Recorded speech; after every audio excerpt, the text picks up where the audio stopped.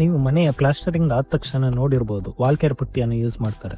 ವಾಲ್ಕೇರ್ ಪುಟ್ಟಿಯನ್ನು ಯಾಕೆ ಯೂಸ್ ಮಾಡ್ತಾರೆ ಅಂತ ಗೊತ್ತಾ? ಈಗ ಮನೆಯಲ್ಲಿ ಸಣ್ಣ ಏರ್ ಕ್ರ್ಯಾಕ್ ಇರುತ್ತೆ ಅಥವಾ ನಮ್ಮ ಗೋಡೆಯಲ್ಲಿ ತುಂಬ ಎಂಡುಲೇಷನ್ ಇರುತ್ತೆ. ಸ್ಮೂತ್ ಫಿನಿಶಿಂಗ್ಗೋಸ್ಕರ ವಾಲ್ಕೇರ್ ಪುಟ್ಟಿಯನ್ನು ಹೆಚ್ಚಾಗಿ ಯೂಸ್ ಮಾಡ್ತೇವೆ. ಹೆಚ್ಚಾಗಿ ಬಿರ್ಲಾ ಅಥವಾ ಏಷ್ಯನ್ ಅಥವಾ ಬರ್ಜರ್ ವಾಲ್ಕೇರ್ ಪುಟ್ಟಿಗಳನ್ನು ಯೂಸ್ ಮಾಡ್ತೇವೆ. ಇದನ್ನು ಯಾವ ಥರ ಯೂಸ್ ಮಾಡೋದಂದ್ರೆ, ಒಂದು ಬಕೆಟಲ್ಲಿ ನೀರನ್ನು ತಗೊಂಡು ಅದಕ್ಕೆ ಲ್ಯಾಂಬಿಯನ್ನು ಹಾಕ್ಕೊಳ್ಬೇಕು.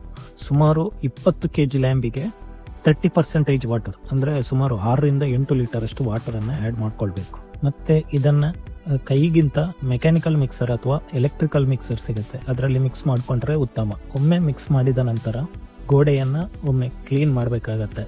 ಕ್ಲೀನ್ ಮಾಡಿದ ಮೇಲೆ ಮೊದಲ ಒಂದು ಕೋಟು, ಅಂದರೆ ಸುಮಾರು 1 mm ಇಂದ 1.5 mm ಥಿಕ್ನೆಸ್ ಬರುವ ಹಾಗೆ ಮೊದಲ ಒಂದು ಕೋಟನ್ನು ಹೊಡಿಬೇಕಾಗತ್ತೆ. ಮೊದಲ ಒಂದು ಕೋಟ್ ಆದಮೇಲೆ ಅದನ್ನು ಡ್ರೈ ಆಗೋಕ್ಕೆ ಬಿಡಬೇಕು. ಅರೌಂಡ್ 5 to 6 ಅವರಲ್ಲಿ ಅದು ಡ್ರೈ ಆಗುತ್ತೆ.